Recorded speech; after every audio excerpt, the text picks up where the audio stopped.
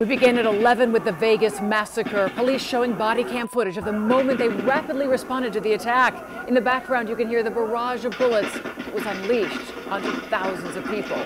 The Las Vegas Strip has partially reopened tonight, and the shock of what happened is still on everyone's mind. And at this hour, police are still trying to figure out the gunman's motive. It remains a mystery tonight. We have live team coverage on the Vegas massacre. Our Louis Aguirre is standing by with what we know about the latest victims identified. But we begin with Local 10's Leanne Modajon, live now from the Las Vegas Strip on the ongoing police investigation there.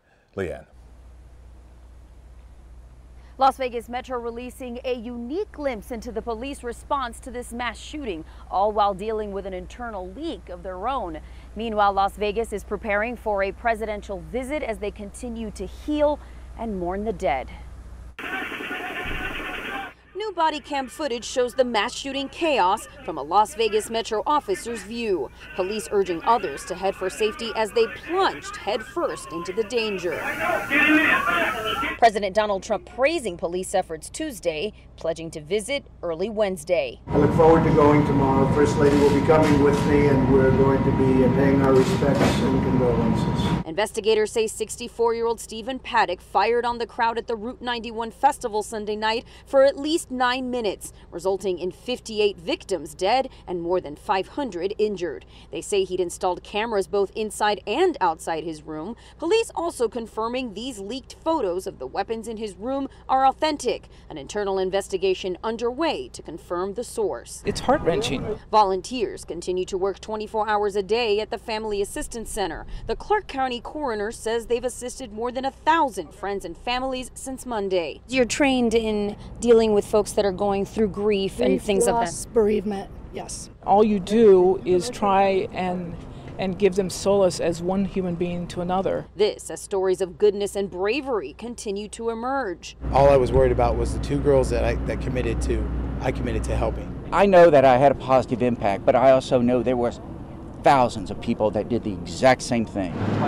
And the community mourns. More than 4 miles down the road from the original shooting scene, we've seen this growing memorial. Take a look at this, all of the flowers, candles laid out, poster boards. I just feel upset. I just can't believe something like this could happen.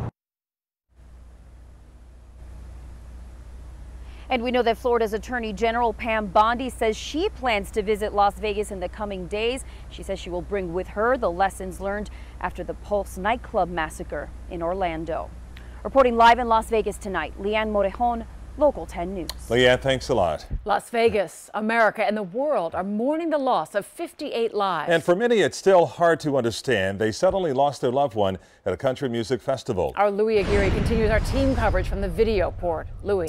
Lori, Calvin, there are still 3 victims who have not been identified, but here we are again as a nation.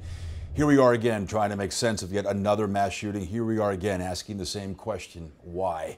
As families and loved ones grieve, we continue to honor the innocent who so senselessly died, as those who lived are also now sharing their incredible stories of survival. This kind of all happened so fast and it seems surreal. It seems so bad nightmare I'm waking up from, but I just keep seeing it in my mind still, and it's just haunts me. 21-year-old Sheldon Mack is a survivor of the worst mass shooting in U.S. history. He still has the video he took of the concert just minutes before bullets would begin spraying the crowd. 19-year-old McKenna Perry was also shot in the arm, the bullet going straight through to her abdomen. She knows she's lucky to be alive. So it's kind of just like hard to know that there's a lot of people dead from it too. San Francisco police officer Vinny Etcheber lost his wife Stacy in the chaos. He told her to run when he heard the shots as he tried to help the victims. He would never see her alive again. We circled around, and then we just had the sixth sense that, that the last stop was the coroner's office, and that's where we found her. So many heartbreaking stories that we're still learning about. Rocio Guillen, a mother of 4, her last child born just 6 weeks ago. 30-year-old Jonathan Pamonte leaves behind newborn twins in Long Beach, California. Michael Anderson was a rabid Steelers fan and a father of 1. And Rhonda LaRoque, a devout mom who attended the concert with her 6-year-old daughter, husband, and father-in-law. Her husband was by her side when she was hit. Her mother still can't believe she's gone. Jason was right next to her when she fell. Mm-hmm. He was right and he next thought to she her. was ducking.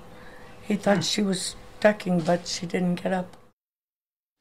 So heartbreaking, and we're learning more and more about these stories as they're being shared on social media. We're also hearing about families and loved ones having to set up GoFundMe accounts because they don't have the money to pay for the victims' bodies to be flown home. They don't have the money to pay for the funerals, as they were understandably not prepared to deal with a tragedy like this. Lori, Calvin, back to you.